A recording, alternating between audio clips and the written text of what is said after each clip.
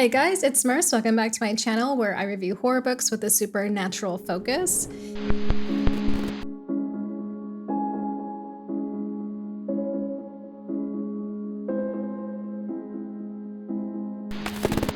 In today's video, I will be finishing up ranking the rest of the Adam Nevill books that I have read so far. There are 8 in total, and we did 4 in the first part, and now this is going to be the last 4, my top 4.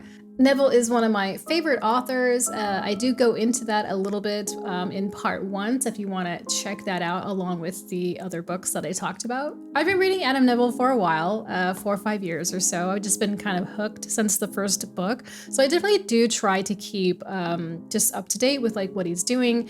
And he is going to have a new book out in April. It's called All the Fiends of Hell. This is about a global catastrophe which heralds in some type of end of days situation, and to survive means to evade alien and human malevolence. This sounds really good. It makes me think a little bit about Lost Girl, which I haven't read yet, but I do have the book.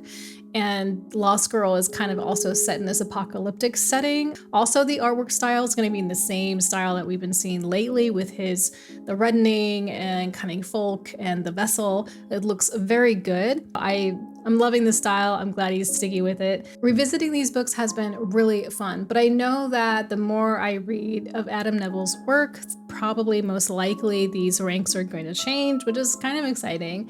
But for now, this is where I'm at. So let's go ahead and jump in and talk about number 4. But before we do that, please like and comment down below. Let me know what your thoughts are on these books, or if you have a favorite Nevill book you want to share. And if you would like to get more videos from me, I only talk about horror, indie horror, and sometimes films, but always horror, always spooky all the time. Be sure to subscribe. Okay, sometimes there's a mystery in there, a thriller or two, but it's 95% horror.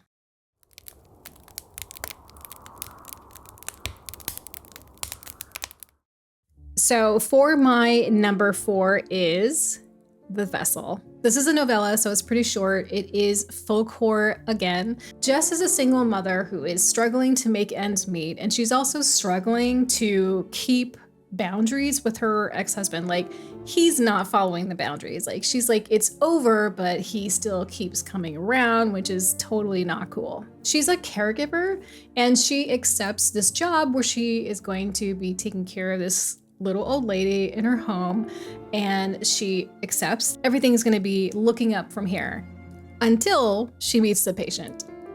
And the patient's name is Flo. And Flo is, she's pretty nasty. Flo is nothing but just mean to Jesse. She's even kind of violent at times. She's very, very hard to care for. And Flo lives in her house that she's lived in probably ever since she was married.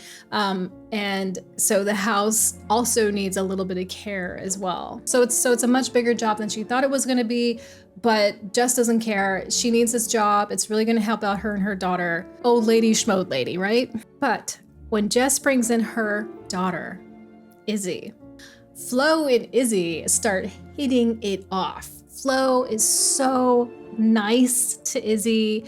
She's so gentle. She's so kind, and Izzy is just eating it up. But also, Flo seems to be influencing Izzy in some kind of way that is making Jesse really uncomfortable. So one thing Adam definitely really loves is an old crone, a hag, a Baba Yaga type character. And we see this character kind of pop up in different books. Cunning Folk, for instance, The Reddening, this book, and even in The House of Shadows. So traditionally, hags and folklore and stuff like that, they are these like old women who, I mean, it's kind of a disguise, right? This like fragility of being like an old little lady, but actually they're really wise. They have magical powers. They understand elements of some sort. They are there to kind of like make you see something, but they're not gonna just tell you what it is. You're gonna have to figure it out. These old ladies are like, they're never like furniture. They're never just something be thrown away in the story.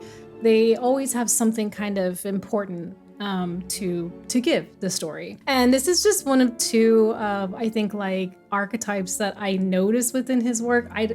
Obviously this is just like my assumption. Maybe I'm wrong, you know, maybe he has different ideas about it, but that's kind of what I saw. The setting for most of this story is a house. And this house is it's like where this old lady had like grew up in or lived, you know, for a really long time. Like it's because she's like, I don't know, in her 90s or something. And so this house is filled with stuff. And the thing about Flo is that she has dementia. As you know, with a lot of patients who have dementia, they can be, you know, angry and violent and moody because they get confused. And that confusion is very frustrating for them, you know? So in like dealing with Flo, like Jess is like, she has dementia, like it's not her fault. And so she's just trying to maneuver this. And one way of maneuvering it, which was really cool, and which I thought was so awesome, was that the house, Jess begins to explore it because she's supposed to be like cleaning it sometimes. This is where all of Flo's memories were. Wow, these all yours. And so while Jess is rummaging around in this shadowy, dark place where all of Flo's memories are, she's beginning to kind of discover things.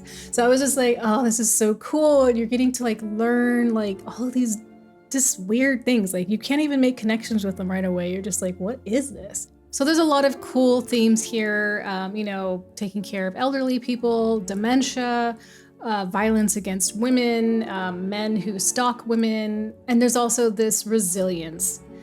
So I thought it was a really cool story. I thought it was really beautiful, especially in the end. This one has a rare type of ending for Neville where the ending is not as bleak as they usually are. And there's one other book that has something like this, but we'll talk about it later. Now, my number 3 is probably going to be controversial, and this just in the sense that this is one of those books that, for some reason, this is the book that I hear most people say they didn't like, and it's Last Days. Last Days was like my first or my second book. It was Apartment 16 and Last Days were the first books that I read, and I'm sorry, I'm not going to apologize. I really liked this story and I was really into it, and I just remember being completely sucked in. So let me tell you what it's about. So our main character is Kyle Freeman. He's a guerrilla filmmaker and he works with 2 other people. So he has a really tiny team, and he gets this chance to make a film about the infamous Temple of the Last Days. This is a cult that's known for a really gruesome massacre in 1975. Whoops.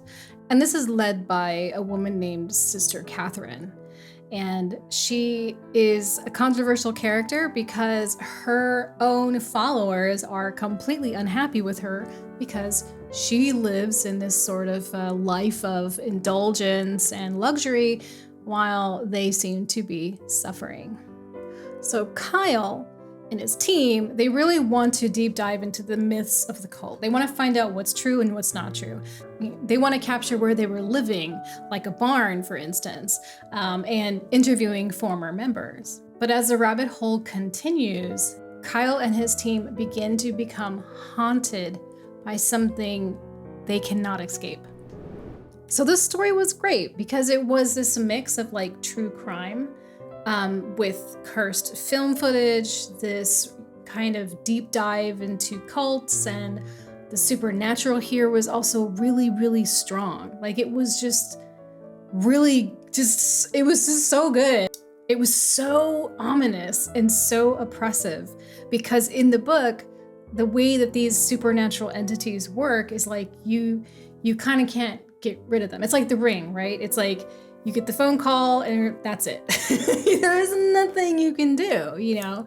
And most of the book is like them trying to figure out what's this cult about and also how can we deal with this supernatural situation that's going on. The story is very complex. We're interviewing people, we're traveling to different places, we're visiting different locations, buildings, and people and stuff. There's also all of this stuff from the 1970s, so finding all of that old stuff and going through that. And It was very fun to be in this like heightened sense of like panic and stress and also fervor of just wanting to know what's going on along with Kyle. I did see people saying that sometimes it was too dense for them, it was a little too wordy, it was too drawn out. I didn't feel that way. I absolutely understand though why people would, but I didn't feel that way. I was slurping up every word. It really was. You know, I don't know. It was one of the best things I had read up until that point. Like in The Vessel, when we talked about Baba Yaga, there is a character in this book that I have seen in another book, and it's Cunning Folk. And it's a very cool side character type, archetype or whatever, but it is like the guy with the manuscripts, basically, who finds him in some little hole or cave or, you know, some hidden place somewhere, hard to get to, finds him and then gets the information he needs to know. And so we have a male character who is kind of a grump and kind of slovenly, is a hoarder. And, you know, one of the reasons for that is because they are protecting themselves, but they are also hoarding information. I always want more from these characters, just like in Constantine, this character is also kind of that character as well. All right, so now we're gonna get into number 2 and to number 1. No One Gets Out Alive. This is the one I think that anyone who's ever read it is like, holy shit. And it is.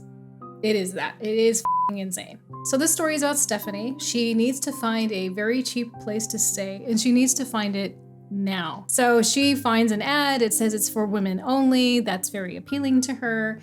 But when she gets down there, the house is run down. It's dark. It's dirty. It's disgusting. And it doesn't seem like there is anyone there, let alone other women.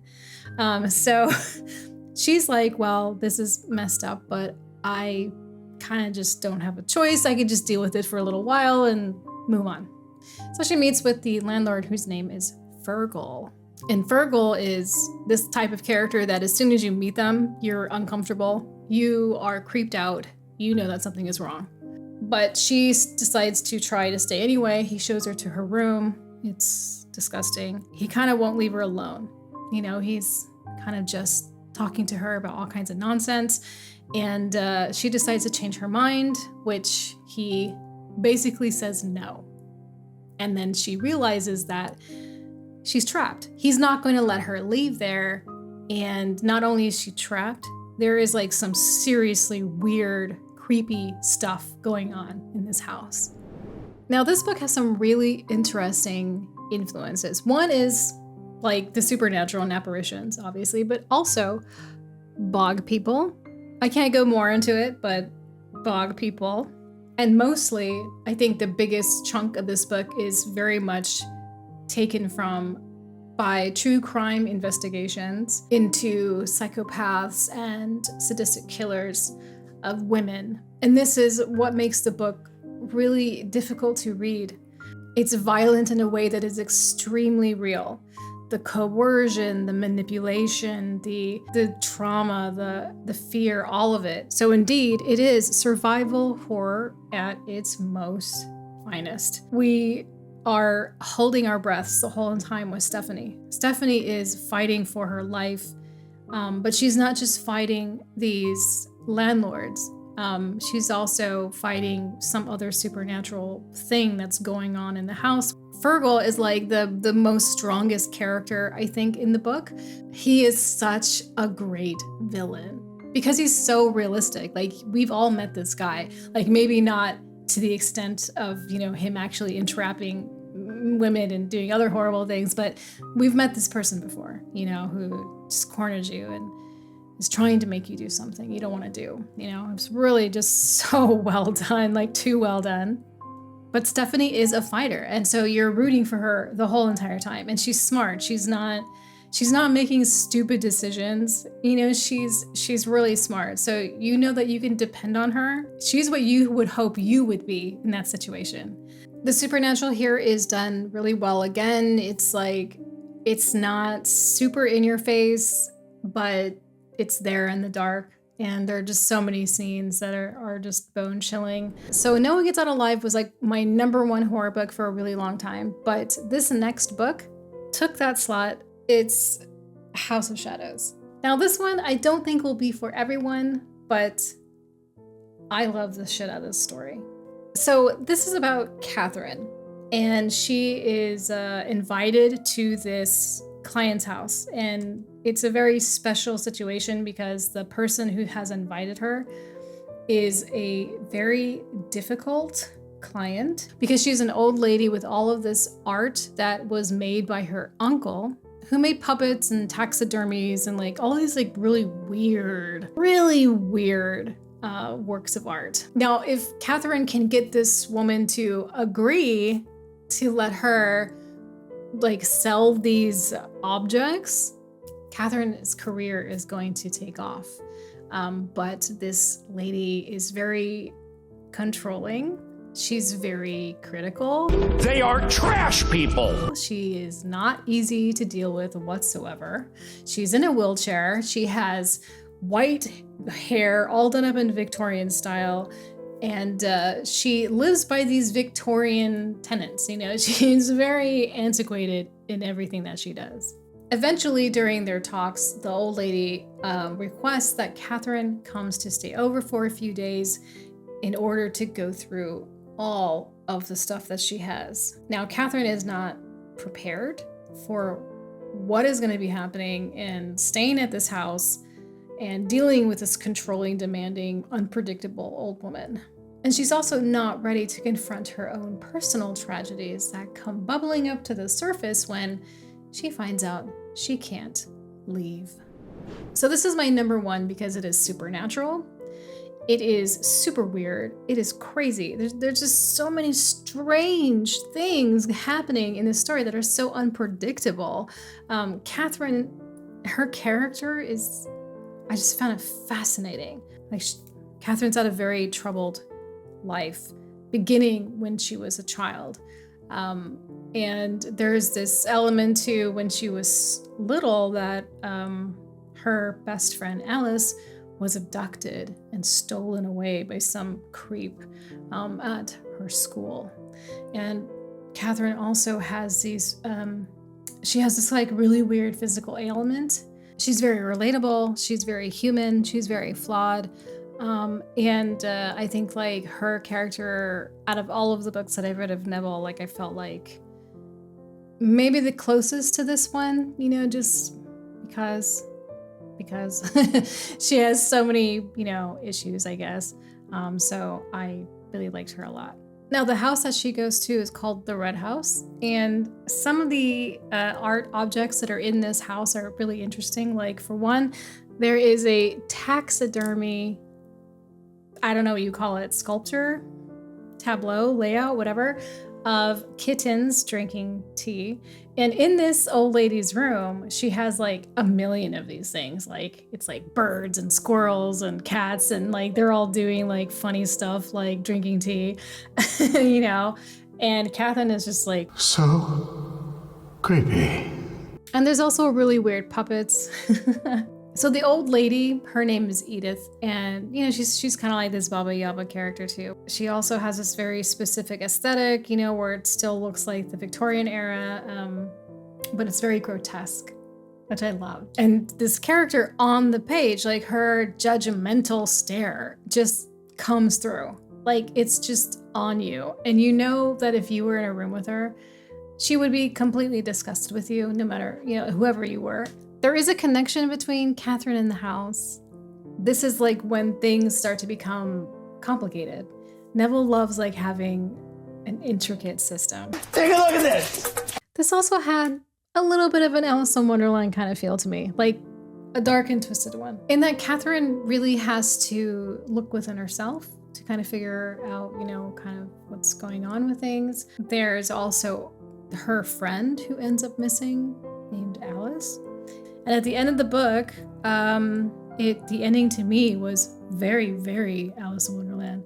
I loved the story. I loved the characters. I loved the settings. I loved the level of weirdness and spookiness. There are moments where it gets violent, moments where it's sort of alien? I don't know. Like, it's just intense and crazy. And I even told Adam Neville, I was like, Oh, this is a masterpiece. like the dork that I am. But I meant it. Like, to me, it is. I mean, my opinion, who cares? But that's just like what I thought, you know? I was like, it's just so cool. And yeah, I die every time I think about that, but it's fine. It's fine.